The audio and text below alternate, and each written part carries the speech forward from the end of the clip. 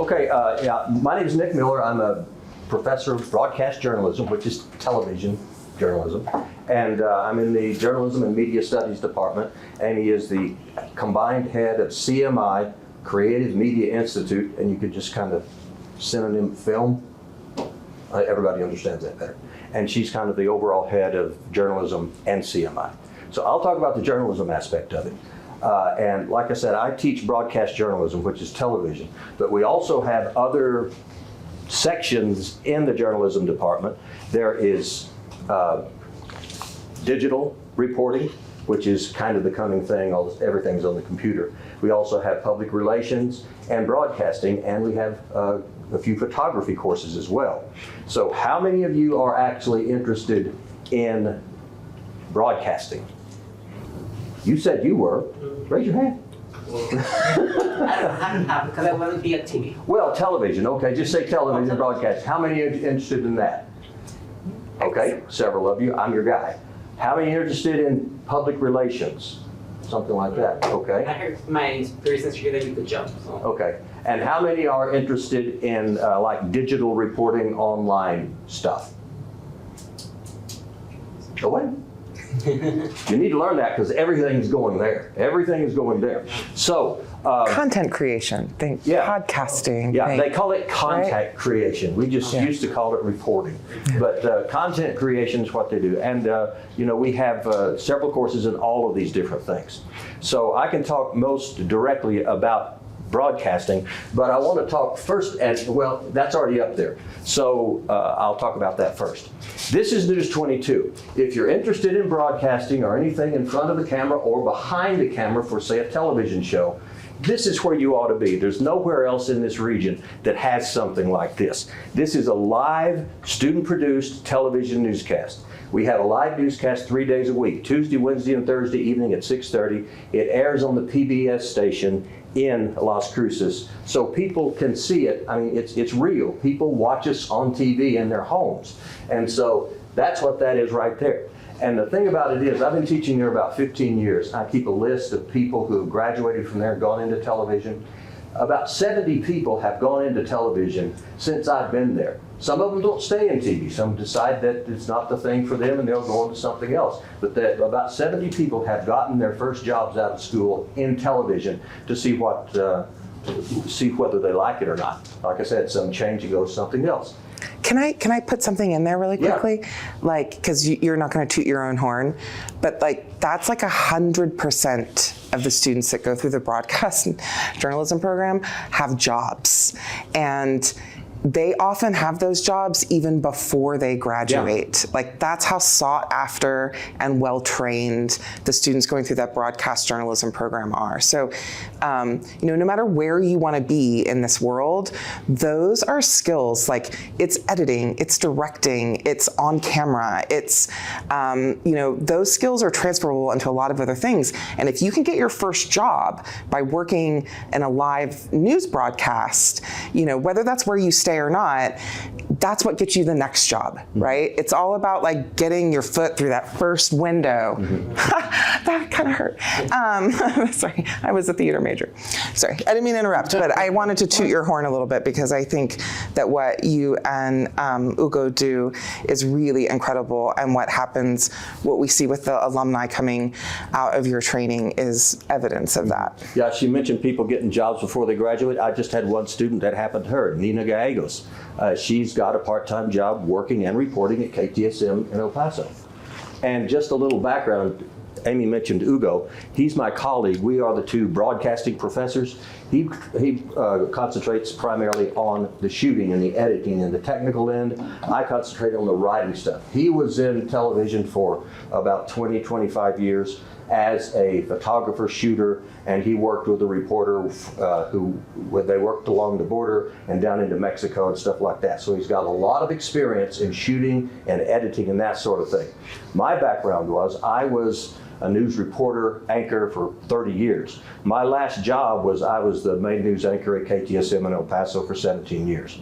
I retired from there in 2009, and I've been teaching at NMSU since 11.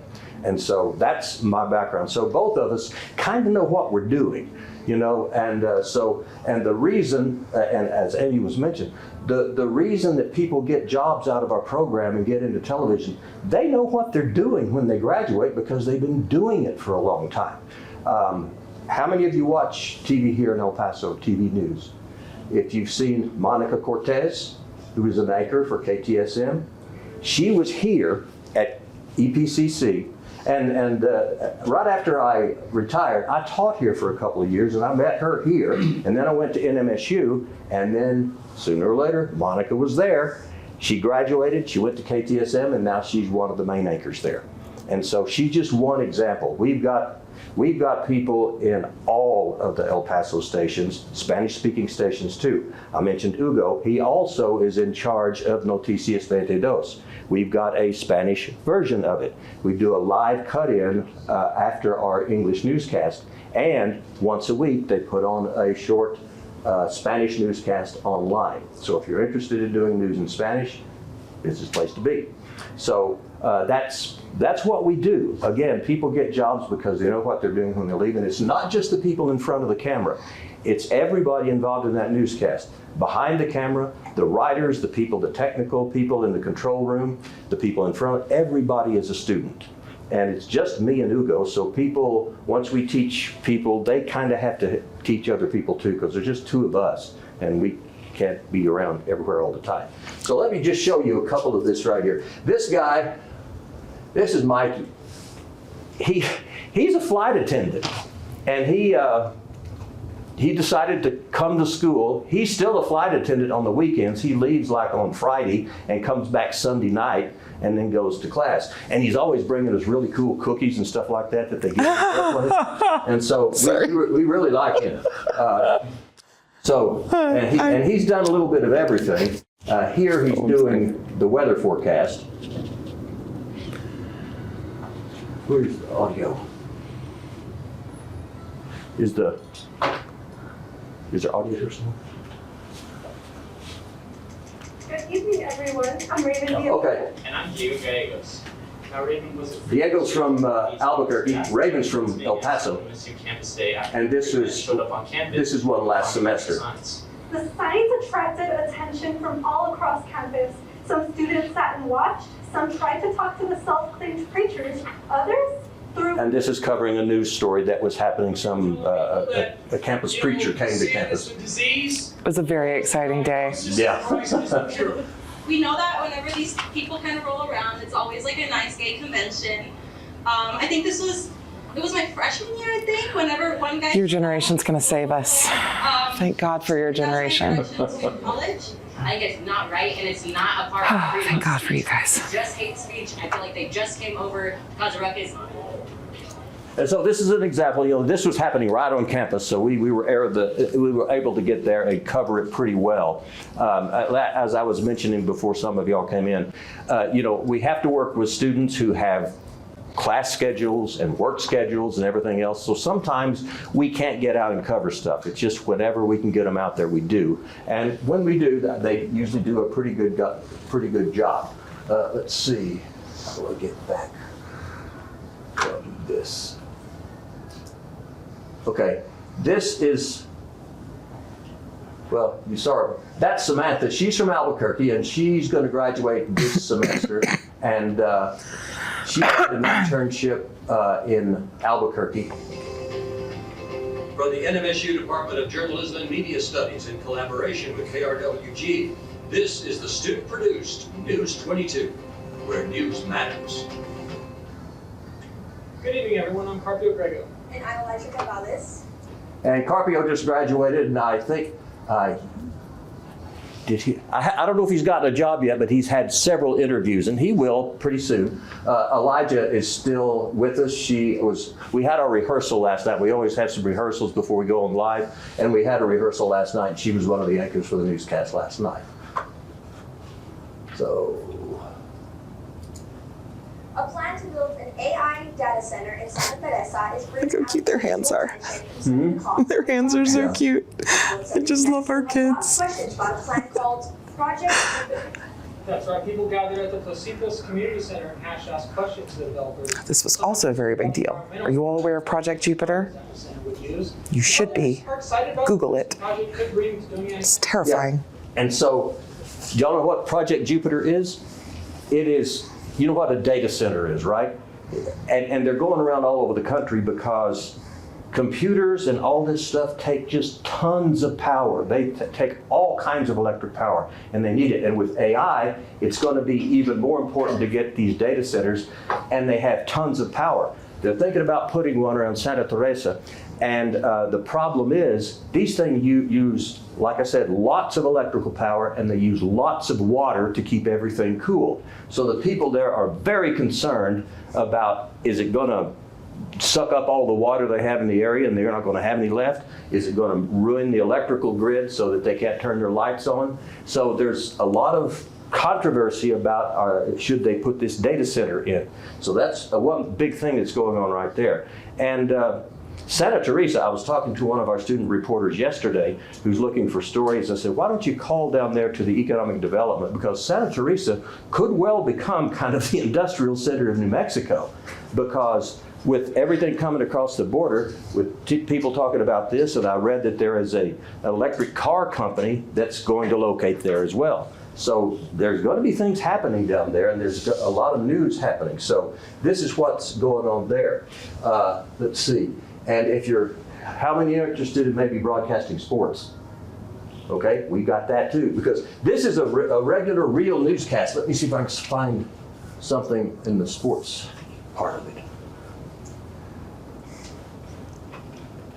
Oh, we're getting into really some old stuff. That was 11 years ago there. The other opportunity you have on the sports side is we share a building. We're like across a courtyard from KRWG, which is where the News 22 broadcast is filmed. Oh, I keep touching my microphone. I'm a really bad actor. Sorry. And one of the things housed alongside KRWG is Aggie Vision. And Aggie Vision is this program. They love to hire journalism majors. And you get training on the job doing filming live sports events, and including like work in the vans, like doing the relay. And some of our former students have gotten so good at that like ESPN will hire them and fly them out to film big games on the weekends when they don't have enough staff. So it's an incredible paid experiential learning opportunity.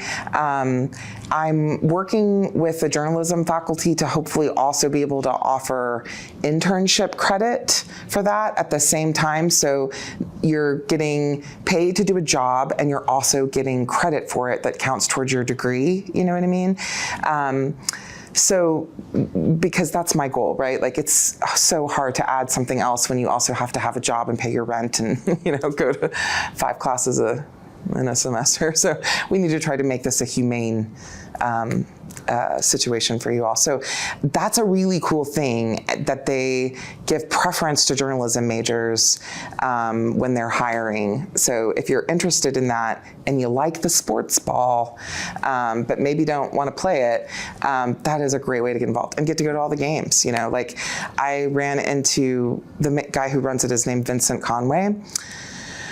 Oh, he's a character. And I ran into him getting coffee the other day, and he was like, I have students spread out over 120 hours of sporting events this coming weekend. And I was like, it's February, what sports are we playing? And he was like, you'd be surprised. So it's really an incredible opportunity to learn that kind of. They have photojournalists, photographers, videographers working all the basketball games, the football games, and that's for NMSU. And of course, NMSU is in is it Conference USA? Yes. No? Okay. And so they work in conjunction with them too sometime when they're broadcasting one of our games. So you get connections with people, like Amy said, with ESPN. I had a student, I've had 2 or 3 students who were working as sports anchors and they also worked with Aggie Vision. And when they graduated, they got jobs with ESPN. Yeah. So, we have 18 alums. Yeah. In fact, the very first one, because what happens is that like somebody gets a job at ESPN, and then they like hire their best friend who was a junior, and then that person hires their best friend who was a sophomore. Like, it's all about who you know, right? And so the very first guy that I know of who was hired, he was named Ryan Humble, and he is now the head of all drone photography for Disney, because ESPN is under Disney. I was like, how about a scholarship, man? But so far. Yeah. And anyway, amazing. And that's just. That was not that long ago. That's just a few examples, because I talk about the people who have been hired out of the television program. What my very first producer, when I first started teaching there, his name is Sean Crowley. He's a producer for NBC Peacock now. We've got, I mentioned all the people who are working in El Paso and television. We've got them in Albuquerque. We've got them, in California. One of our girls just graduated 2 years ago. She's as a reporter now in Bakersfield, California. We've got several in San Antonio in Spanish news, so they get hired as well. So that's what our broadcasting program does. Again, they get hired because they know what they're doing when they leave. I want to show you something else too that's not television, but as I mentioned, do I still have it up there? Yeah, it's the second one. Yeah, there it is. This is, of course, everything is online now. Even if you work in television, you're going to be doing stuff online, because you'll have your stories that you'll put on TV, and then you will put them online. This is the department's online magazine called Crimson Wire. Crimson's one of our colors there at NMSU. And so all of these stories are done by the students. And this is the story I was talking about. Bomb device found at local savers. And let's see, who did that one? It doesn't have a name on it right there, but it could have been one of the same ones. So Fiesta of Our Lady of Guadalupe pilgrimage. There's a little mountain called Tortugas, better known as A Mountain. There is a small pueblo of Native Americans there, and they walk up the mountain every year on the Virgin of Guadalupe Day, December 16th. And that's what this is right there, the pilgrimage. They go up there. And so this is a good example of the work that they do. What's this with the basketball? They snapped their 4-game losing streak. Our basketball team's usually pretty good, but they're not doing all that well this year. Aggies versus Miners. I think the Aggies won that game, didn't they? Cool. But anyway, these are the two things that we see. We've got the television newscast, and we've got Crimson Wire. Those are the things that we show the world what we're doing. I haven't talked that much about the PR part of it, the public relations part, but they're setting up their own public relations little office as students who are doing PR for local companies and things like that. So you get hands-on experience there as well. So a lot of what we do is what we call experiential learning, hands-on stuff. Like with the television newscast, it's all hands-on, and that, again, you get hired because you know what you're doing. And here, same thing. You get hired because you know what you're doing. And we're trying to teach more podcasting and things like that as well. Any questions about what we do? Have I missed anything? You did great. I'll say, so the third area that Nick mentioned, the public relations, the 21st century, the way they're all calling that these days, is strategic communications. It sounds crazy, right? It sounds like boring. But what that means is PR and advertising. And we're in the middle of hiring a new faculty member who's going to teach the PR part of it, who will start in the fall. And then we have a really great faculty member who's teaching the advertising part of it. And he also came from the industry before he started teaching. And my background is in filmmaking and administration. And a lot of the professional work that I've done as a filmmaker has sort of intersected with this world in journalism in the strategic communications area, right? Like making commercials,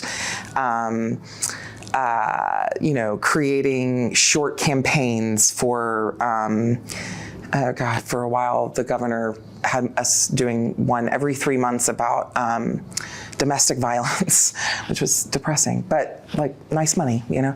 And, you know, how do you tell a story in 45 seconds, right? And so that piece of it's really interesting. This semester, we have 2 classes. One class that is from the filmmaking part of CMI, and the other class is journalism majors who are sort of following the strat-com emphasis. And they're all taking a class together with a faculty member from journalism and a faculty member from film, and they're creating a student ad agency.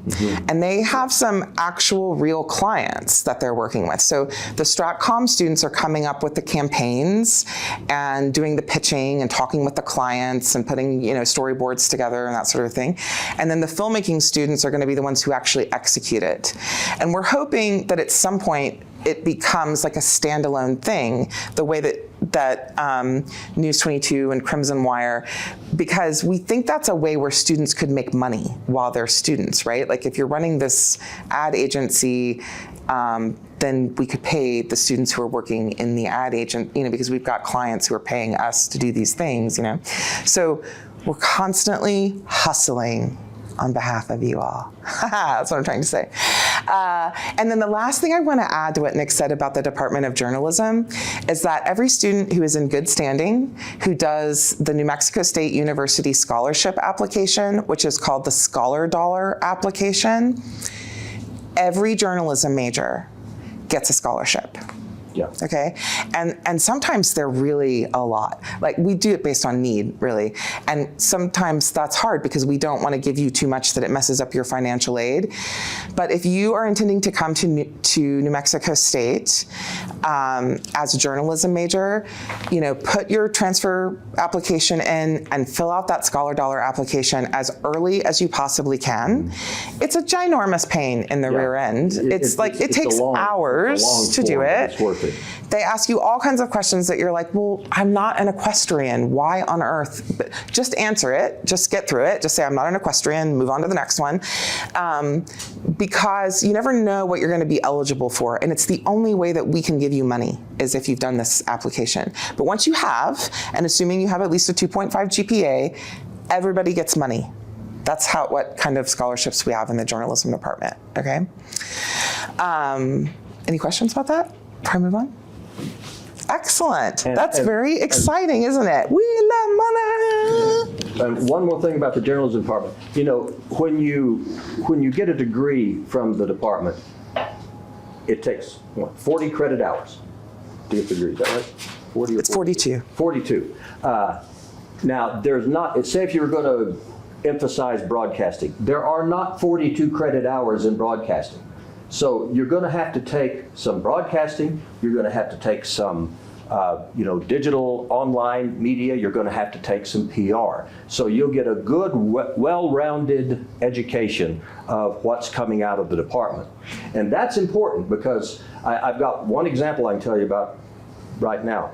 A young lady named Shelby Capp, very good reporter. She got a job right out of college reporting for KTSM. And she did that for about 3 or 4 years and decided she wanted to do something different.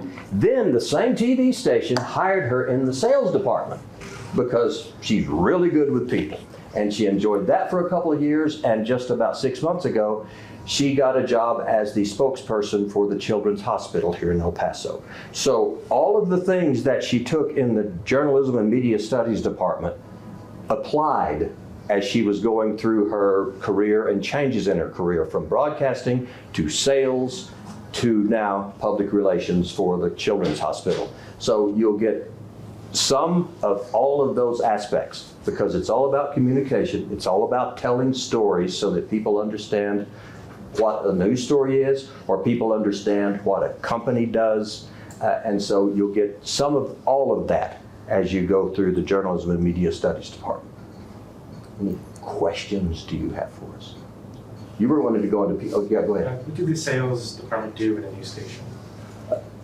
What does the sales department do? Yeah, well, a television station, a commercial television station, makes money by selling commercials. When you watch a newscast and they go to break and you see a car commercial, they paid to have it on the air.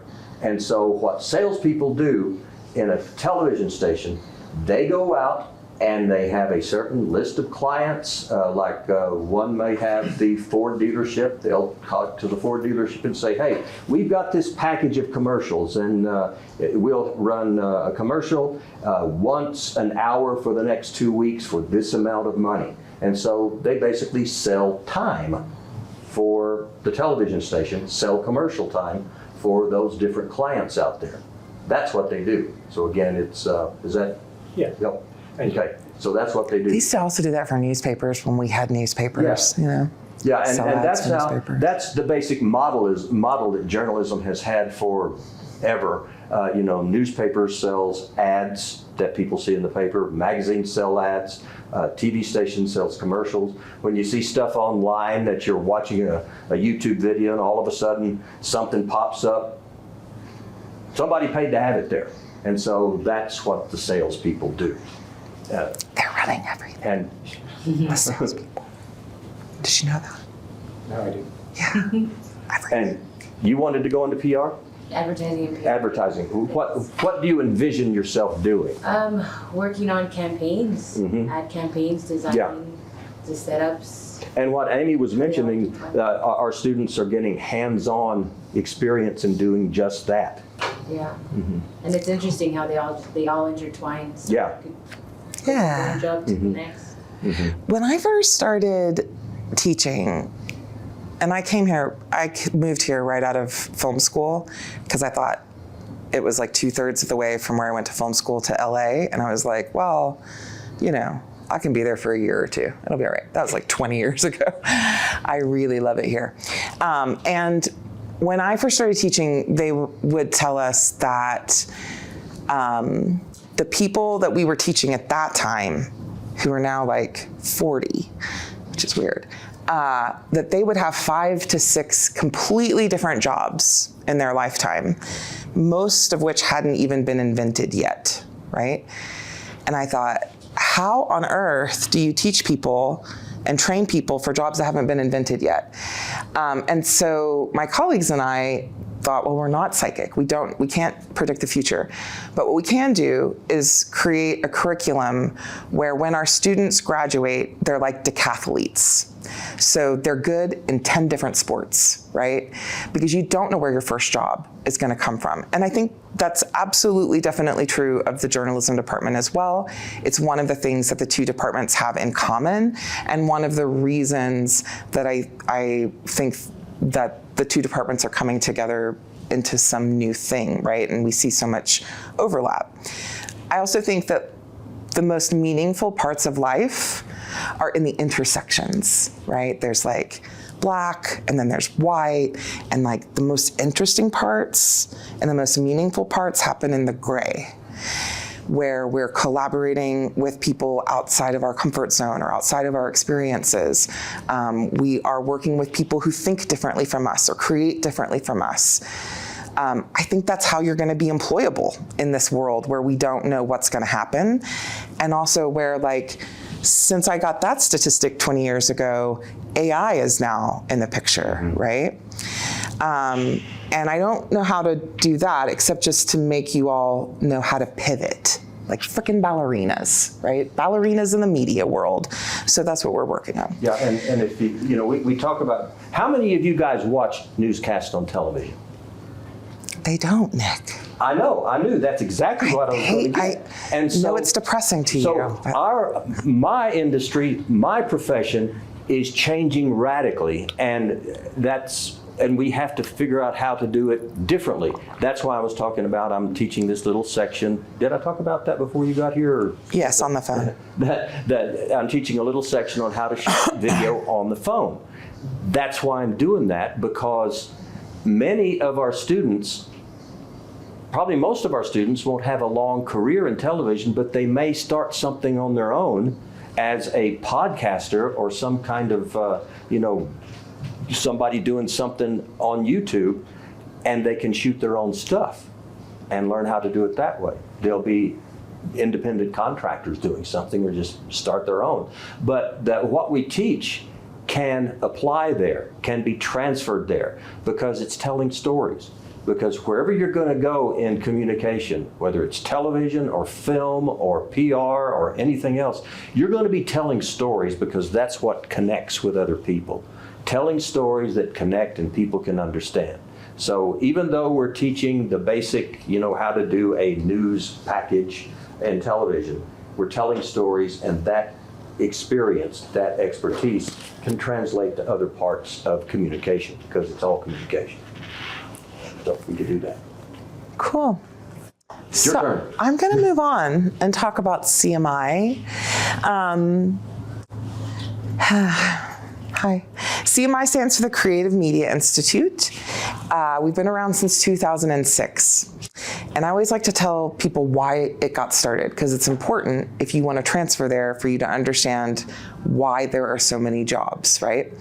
So in 2006, the state of New Mexico had this governor, and he could see that the film industry was really lucrative, that when films came from out of town to work at any place in New Mexico, wherever they were really benefited, because they end up spending a lot of money, right? Like, you have to house your crew, you've got to feed people, there's production design costs, costumes, makeup, hair, you're hiring local dentists to make fake braces for the 12-year-old you've just cast in a role that requires braces, Like, it's weird when you think about all the places where the industry spends money in a community. So he could see that it would be really good for New Mexico. And so he created this incentive program, which over the last 19 years has really grown. And what that means is that when people come and bring their films, and they spend money hiring New Mexicans, buying things in New Mexico, housing their crew. For every dollar they spend, they get 30 cents back. So if you're a filmmaker, that increases your budget by up to a third, which is massive. Like, that can be your entire post-production budget, or allow you to hire a slightly better actor in your lead role, or have more money for better production design, or whatever, So what happened is that everybody was like, holy moly, free money from the state of New Mexico if we go make our movies there. But then they realized that there weren't enough New Mexicans who were trained to be crew to make that really pay off. So then he started investing in programs in the universities and building these undergraduate film training programs so that we would have crew for these filmmakers from the outside to hire, right? So that was why CMI started, was to sort of like feed the below the line crew needs of New Mexico. And we've done that. There's a film, I think today's the last day that it's shooting, and I can't remember the name of it. It's a stupid name. It's like Outback Rider or something, but like Jet Li is in it. It's one of those B action movies. And the company that's producing it has a contract with the city of New Mexico to make 6 to 8 films a year, which is a lot of films to make a year. So they're all going to be like these quick and dirty, Jet Li, martial arts, soft on story kind of things. But they're really great jobs where you make $150 a day, right? And you get to join the greatest union in the history of the world that will provide you with health insurance until you die and your entire family. It's amazing. I speak from personal experience. So the jobs are there, right? There's a ton of jobs and what we call this below the line positions. It sounds so derogatory, below the line, right? But like, we can't make movies without people in these positions. We do not just train people in below the line jobs, right? We are a 4-year institution, so our goal is to train people who are going to become the next generation of above the line filmmakers in the state of New Mexico. Because if we ever, in New Mexico, elect a governor who's like, I don't like those film incentive programs, well, there goes the industry, right? And all we have is a bunch of well-trained crew without directors, producers, editors, screenwriters, people trained to tell the stories of this region for this region, right? So our program is set up so that in the first 2 years, students learn a lot of below-the-line skills. When you transfer in to digital filmmaking, those classes are taken care of for you. Editing 1, cinematography 1, and sound design 1, I believe. And if that's not true, I will make it so, okay? Just come see me. It's just a matter of writing a well-written memo to the right registrar or somebody. We always figure it out. So you all can start as juniors in our program, assuming you apply and are accepted in the right timeline, which I'll talk about in just a second. So when you come in, you'll be eligible to take classes like Directing 1, Cinematography 2, Advanced Screenwriting.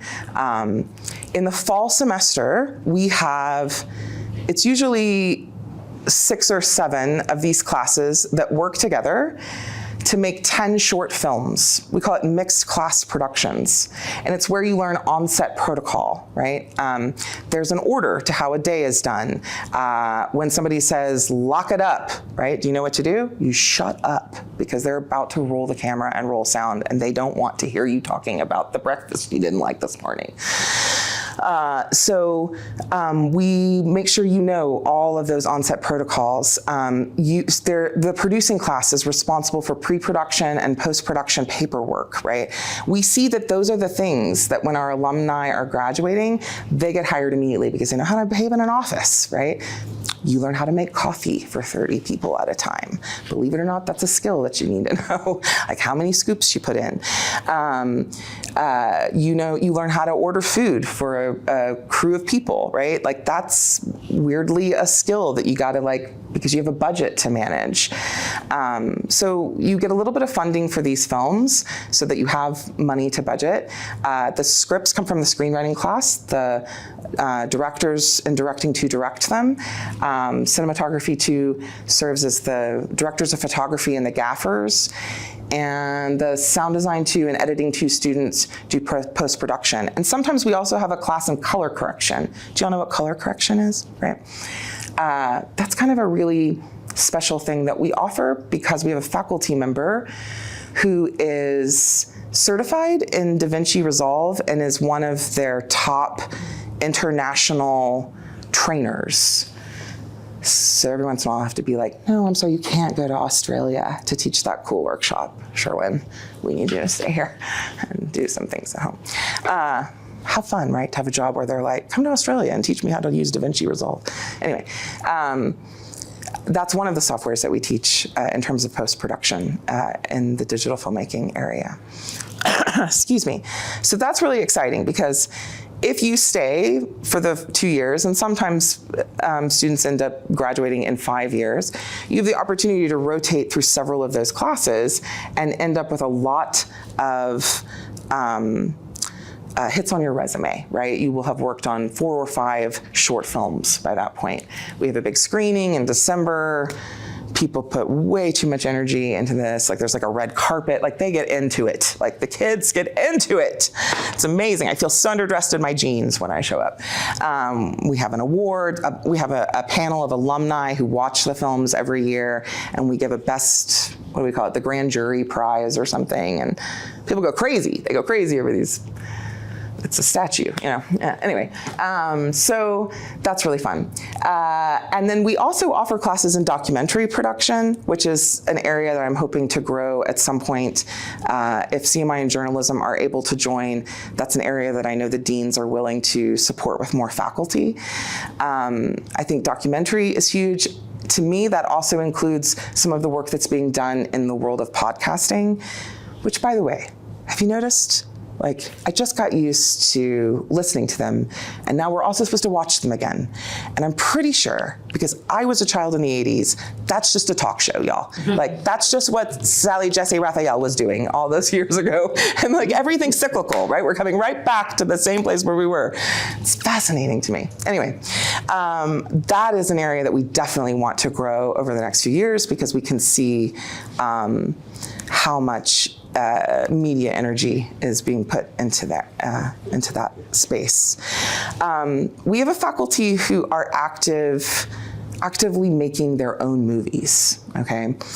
And a few years ago, more than a few years ago, probably 6 or 8 years ago now, we realized that one of the problems that our alumni had when they graduated is that in our industry, nobody will hire you to work on a feature film until you've worked on a feature film. It's like this very strange, like catch-22, right?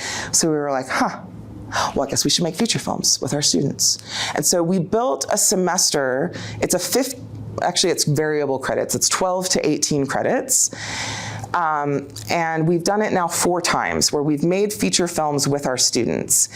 And we're still figuring out the logistics of a lot of that, because like the first one we did entirely with our students. We had a budget of $20,000 from it was money that I made hosting an international conference on campus. It's not great, but you can watch it on Amazon. It's called The Farmer. Then the next one we did involved filmmakers from California, a producer and a director, and they brought some people in key roles, but the students were the entire crew, and our students knew more than that producer and that director. And so that was also an interesting experiment, right? When you have your student gaffer being like, I don't think you want to do that because you'll electrocute yourself, sir. But well-taught students. And then the third one we did was called Santa's Cousin. And that maybe had the widest distribution. And the biggest one we've done is called Walking with Herb, which had Edward James Olmos and George Lopez and a few other people in it. And that had a really large budget. And students did not actually get to be the crew on that film because it was a union size. It got really big really fast once Edward James Olmos signed onto it. But they had observation ships, which were still enough on their resumes to help them get those first jobs, right? So that's another piece of the puzzle at CMI that I think really helps students get ready for that industry that exists in New Mexico. The other part of our program is that we have an animation and visual effects program. Does anybody interested in animation? I somehow knew Jasmine, who I tagged as my Disney princess, was gonna be an animator. Let's you and I talk afterwards if you were my only potential animation student. But I will say, so we offer an emphasis in digital film, we offer an emphasis in animation and visual effects. And I hope over the next 2 or 3 years, the third emphasis that we develop is in writing for creative media. Because the creative writing faculty left the English department and came to CMI, and they brought this MFA creative writing program, which is really cool. But so far they're not really doing much for CMI. So I need them to develop an undergraduate emphasis that's specifically in writing that I'm hoping will encompass more of the media writing that happens in the journalism area as well, and is more of a degree in the intersection between those two. Questions, thoughts about CMI, about film, about filmmaking in New Mexico? So, for example, if I'm planning to transfer next semester or the fall semester, for example, the Scholar Dollar scholarship is still available. Is the deadline to read? Yeah, I should have done more homework about what the deadlines are before I got here. I don't know, but I will show you this, okay?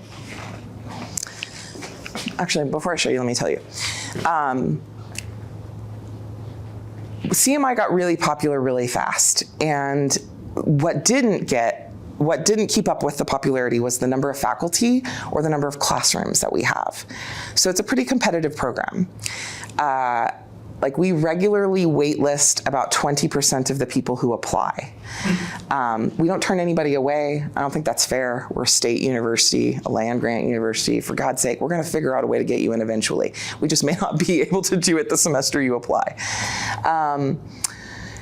And so that's the reason why we have this application process. But I'll also say that the good thing about having this application process is that when you come in, you start your classes with this cohort of people, and then you end up taking all of your classes with those same people.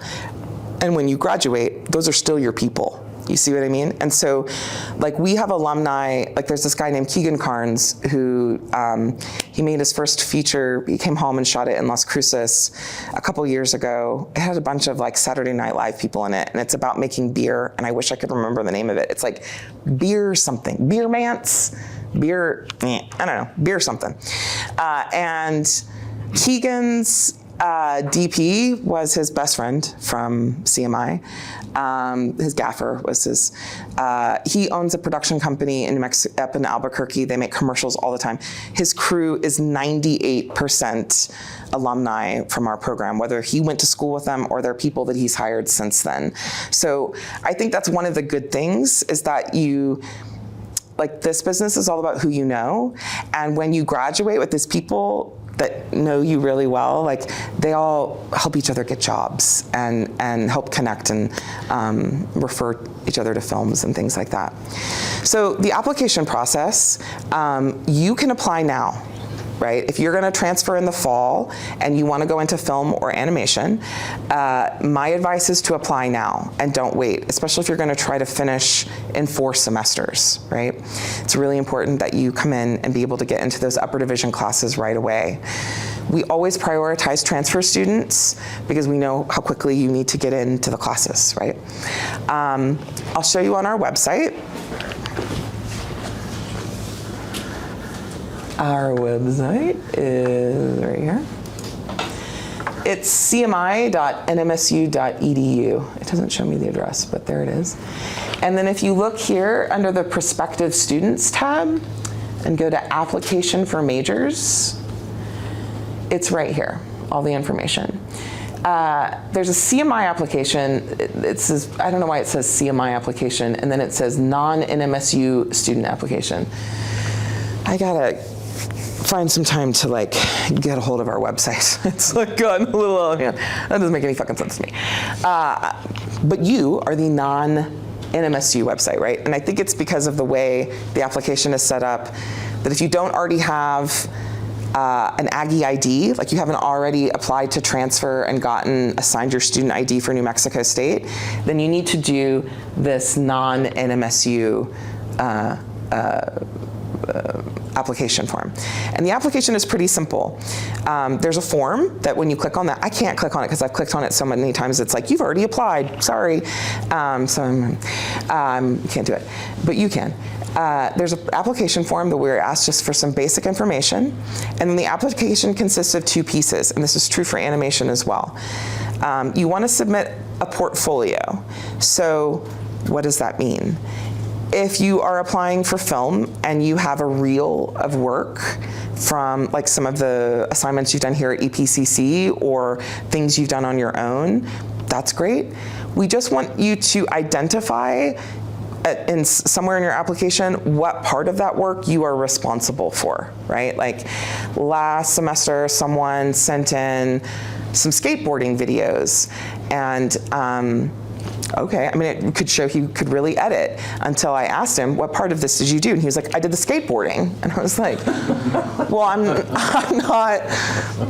we're not a skateboarding degree, you know what I mean? Like, okay, maybe try next semester. But if he'd said he'd done the editing, I would have been really impressed, right? So we want you to identify what part of the work you are responsible for in that reel. There is a section here called Frequently Asked Questions. Prospective students, application frequently asked questions. I've been doing this so long, I've been asked every question you could ever ask. I would be so surprised if you asked me a question that's not on there. Like, what can I use to apply? Anything really creative? Like, we'd like to see that you know how to tell a story. You know, we'd like to see that you, if you're, right, really anything. The second piece that you're going to use to apply is an essay. And the essay answers the question, how does this portfolio sample or this creative work sample show that I'm a good candidate for the CMI program, right? And don't tell us that you've been making movies with Legos since you were 8. Like, everybody has. Everybody has. I did. I did it with Polaroids and then flip things. Like, everybody has. what is it that you have? We can teach you how to be a better filmmaker.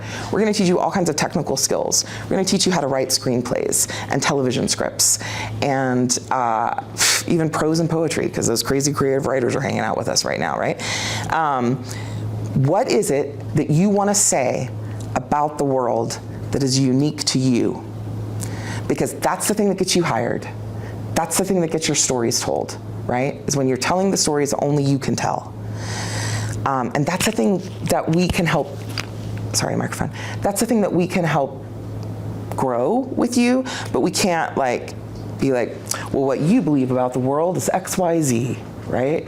No, that's what you bring to the table, okay? And that's what they're trying to get you to articulate in that essay, all right?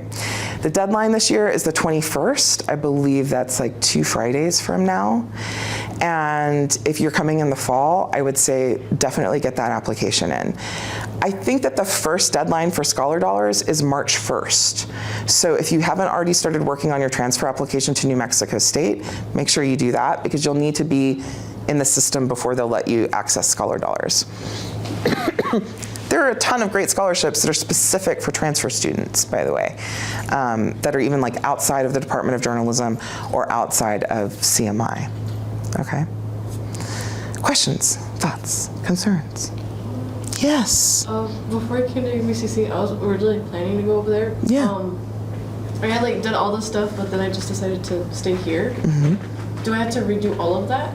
I don't know. That's a question for the registrar's office, probably. Okay. I will say this. I think it's really tough when people transfer in from really anywhere into the animation program, because the animation program is intense. It's 63 credits of just animation classes, and they work like stair steps. So people who transfer from community colleges, I know, think that they're making like the smartest decision. And a lot of the times I think it is the smartest decision. But coming into the animation program, just know you probably will not be able to finish in 2 years. In fact, I can guarantee that, because you've got to take classes, like you can only take 2 or 3 animation classes at a time, because you've got to learn the things in them in order to be successful in the next 2 or 3. You see what I mean?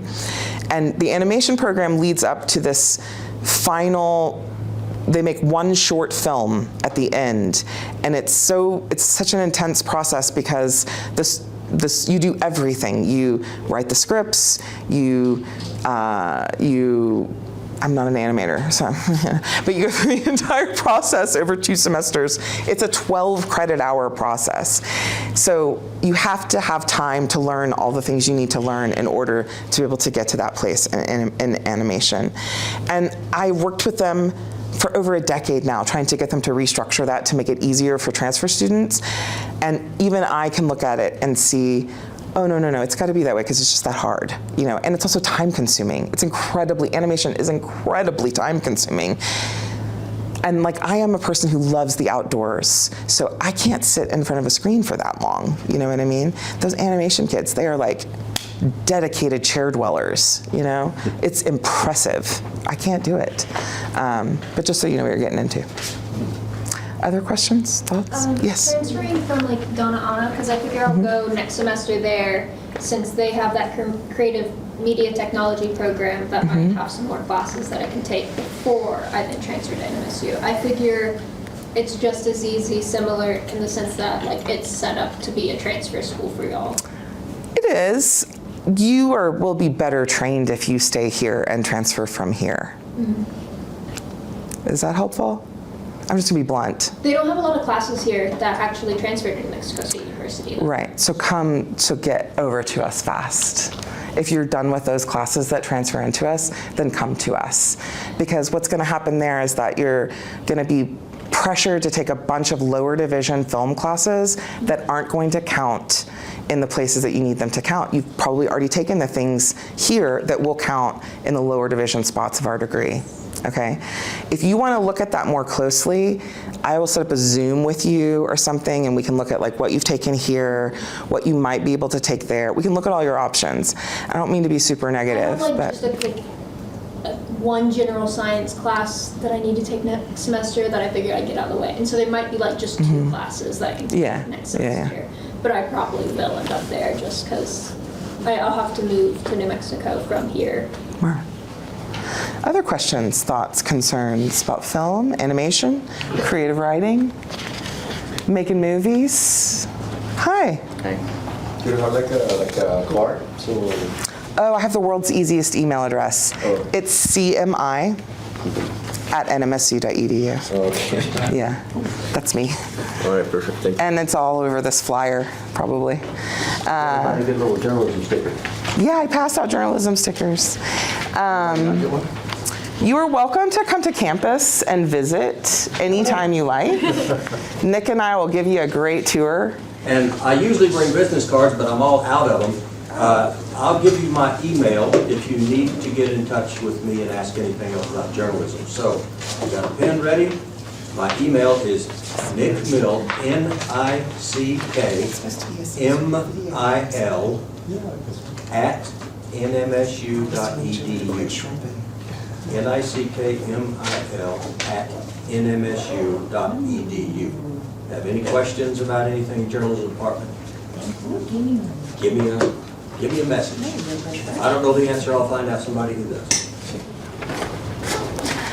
We're really grateful for your time today. I always like to tell your instructors here that the students who come from EPCC,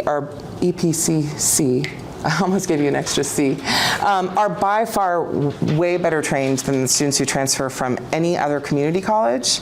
And yeah, we just love you guys. So anytime you want to come visit, let us know. And if you're interested in applying to CMI February 21st, no application process for journalism.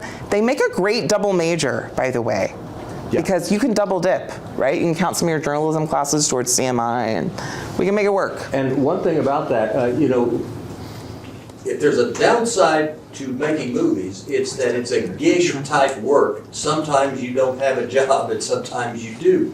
And we've had several people who were CMI, journalism, double majors or major minor, and I've had like 3 or 4 of my students who worked at News 22. They got a job as an editor at a TV station, and then when a film job came along, they could go there too.